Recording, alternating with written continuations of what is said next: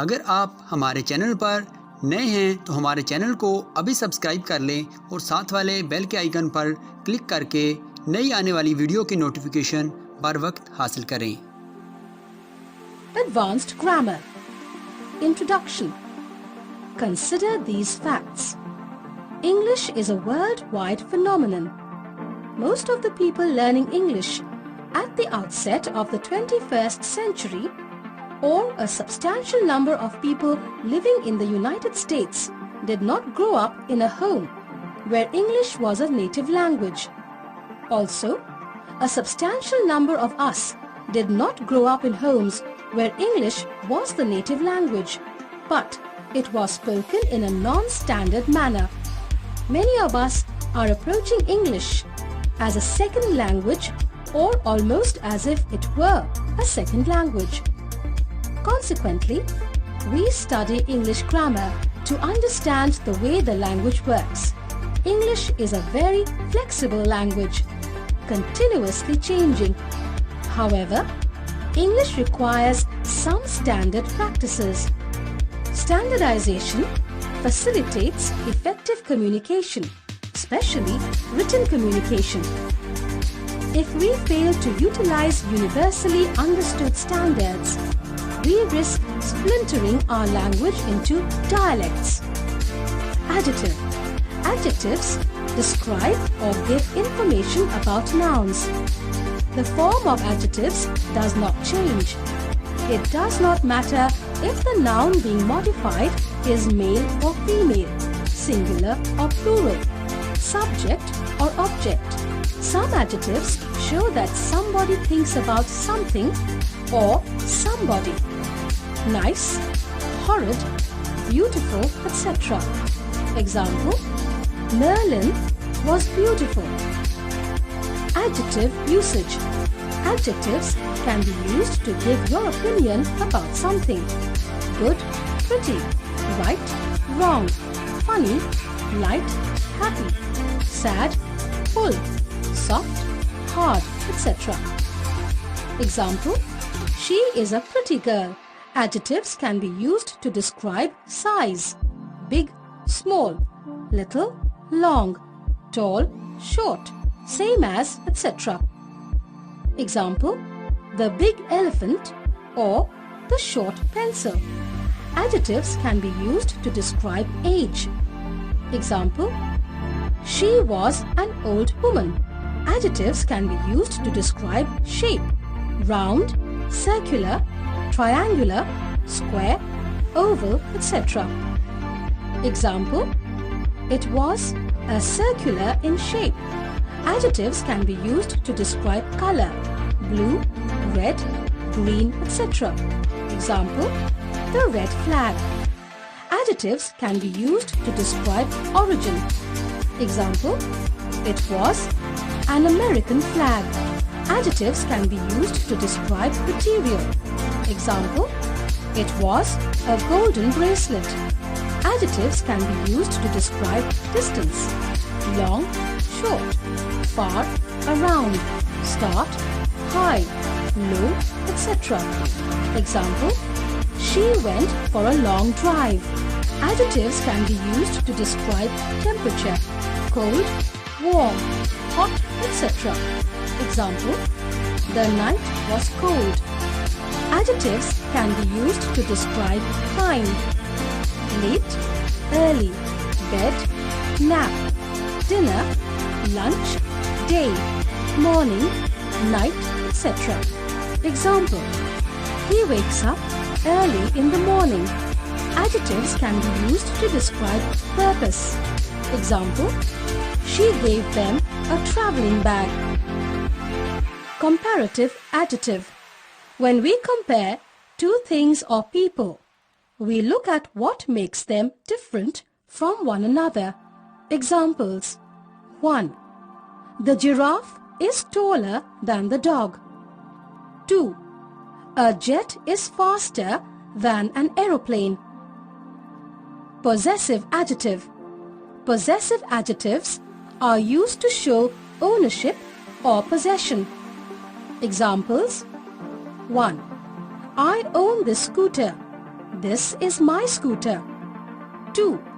You own this book, I presume. It is your book. Superlative adjective. The superlative is used to say what thing or person has the most of a particular quality within a group or of its kind. Superlative adjectives normally come before any other adjectives. Examples: Everest is the highest mountain in the world. High is a short one-syllable word. 2. Arguably, Rome is the most beautiful city in the world. Adverbs. Adverbs can tell you where, when, how, why, and to what extent something happens. They are often formed from adjectives or nouns by adding the suffix ly, li. To form an adverb from adjectives ending in y, change the y to I before adding the ly. For example, angry becomes angrily, busy becomes busily.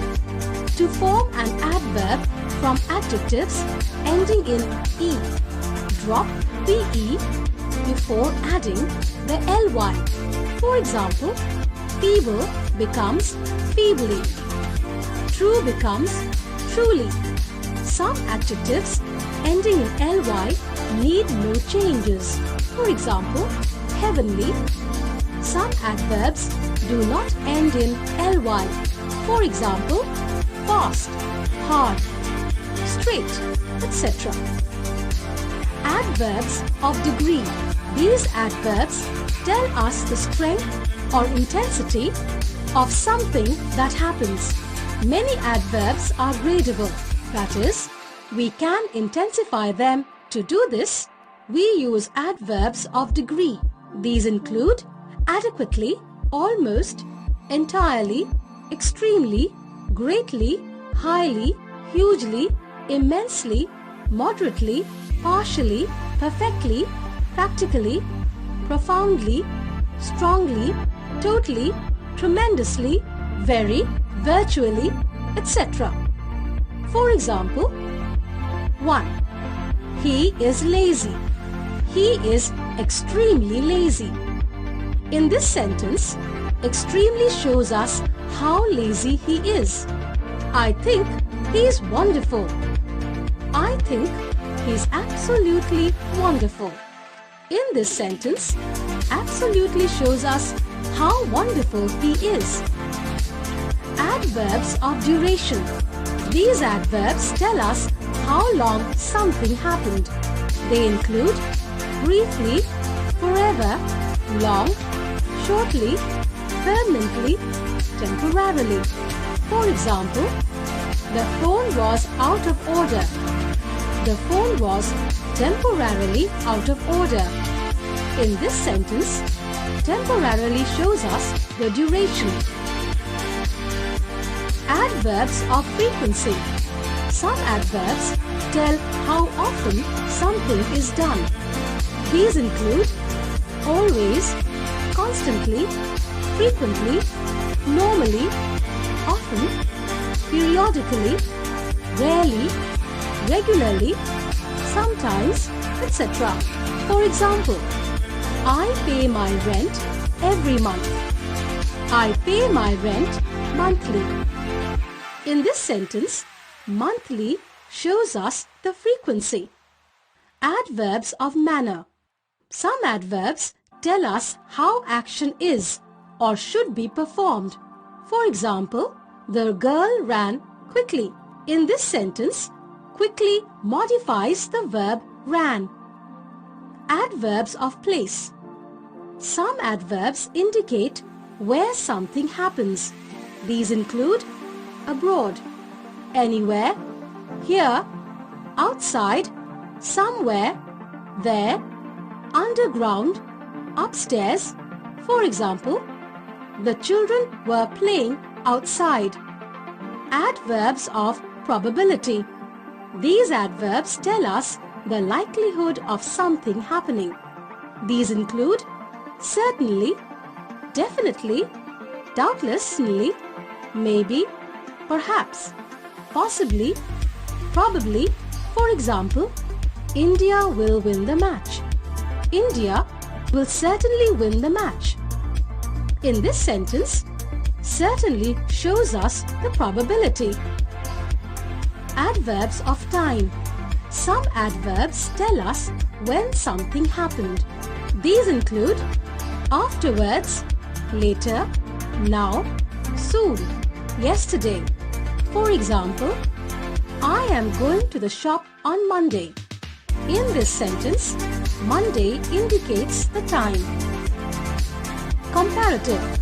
Adverbs of comparison are used to show how better or worse a thing does than the other. For example, Monica did her homework more frequently. Superlative. The superlative is used to indicate the greatest degree of being within a group or of its kind. Superlatives can be preceded by the. Articles. There are only 3 articles in English: a, an, and the. There are 2 types of articles: indefinite a and an, or definite the. Their proper use is complex, especially when you get into the advanced use of English. Quite often, you have to work by what sounds right, which can be frustrating for a learner. We usually use no article to talk about things in general. The doesn't mean all. For example, 1. Books are expensive. All books are expensive. For example, 2. The books are expensive. Not all the books are expensive. Indefinite article. A and an are the indefinite articles. A and an are used before nouns that introduce something or someone you have not specifically known to the person you are communicating with. For example, he is an English teacher. Definite article. You use the when you know that the listener knows or can work out what particular person or thing you are talking about. For example, Harry's bar is the place to go. No article. You do not use an article before nouns when talking in general terms. For example, tennis is expensive. Case. Case is the grammatical function of a noun or pronoun. The 3 cases in modern English are subjective, he, objective, him, and possessive, his. They may seem more familiar in their Old English form: nominative, accusative, and genitive. Most of our cases have been removed, and as a result, English is easier than many other languages because nouns and some indefinite pronouns, anyone, someone, everyone, and so on, only have a distinctive case form for the possessive. However, a remnant of Old English is that pronouns have distinctive forms in all 3 cases and must be used with care. The pronoun cases are simple. Subjective case. Pronouns used as subject. Objective case. Pronouns used as objects of verbs or prepositions. Possessive case. Pronouns which express ownership. Determiners. Determiners are used in front of nouns to indicate whether you are referring to something specific or something of a particular type. Determiners are different to pronouns in that a determiner is always followed by a noun. Therefore, personal pronouns I, you, he, etc. and possessive pronouns mine, yours, his, etc. cannot be determiners. Specific determiners. You use a specific determiner when people know exactly which thing, things, or person, people you are talking about. The specific determiners are the definite article, the demonstratives, this, that, these, possessives, my, your, his, her, its, our, their. For example, the black dog is outside the building. These games are a lot of fun. Your train was late. General determiners. You use general determiners to talk about people or things without saying exactly who or what they are. For example, do you know where there is a post office?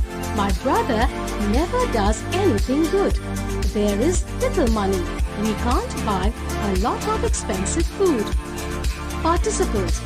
A participle is a word formed from a verb that can function as part of a verb phrase. For example, has been or independently as an adjective. For example, working woman. There are three forms of participle: the present participle, the past participle, the perfect participle. Past participle. A past participle indicates past or completed action or time. It is often called the ed form as it is formed by adding d or ed to the base form of regular verbs. However, it is also formed in various other ways for irregular verbs. It can be used to form a verb phrase as part of the present perfect tense. For example, I have learned Spanish. Learned is part of the verb phrase have learned. It can be used to form the passive voice. For example, her hair was well brushed. It can also be used as an adjective. For example, as an adjective, he had a broken arm. Broken is used here as an adjective. Perfect participle. The perfect participle indicates completed action. You form the perfect participle by putting the present participle having in front of the past participle. For example, having done, having finished, having read, having spoken. It can be used to form the passive voice. For example, having improved her communication skills, Mary's promotion prospects were much better. Preposition. Prepositions are a class of words that indicate relationships between nouns, pronouns, and other words in a sentence. Most often, they come before a noun. They never change their form, regardless of the case, gender, etc. of the word they are referring to. Prepositions are classified as simple or compound. Simple preposition. Simple prepositions are single word prepositions: across, after, at, before, between, by, during, from, in, into, of, on, to, under, with and without are all single word prepositions. For example, the pen is on the table. Compound preposition. Compound prepositions are more than one word. In between and because of are prepositions made up of two words. In front of and behalf of are prepositions made up of three words.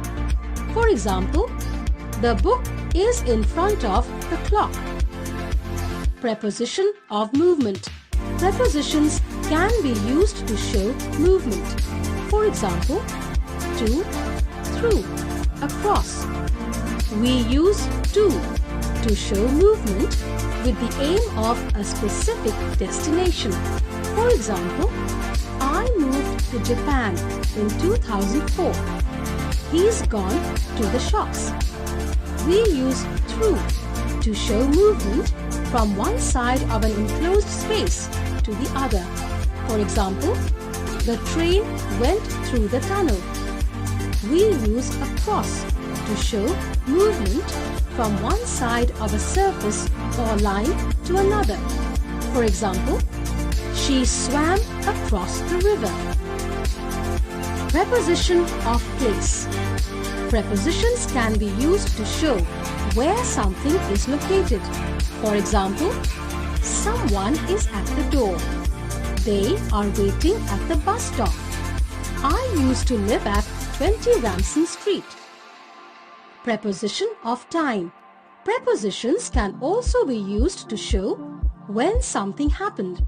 For example, I start work at 8 a.m. My birthday is on Friday.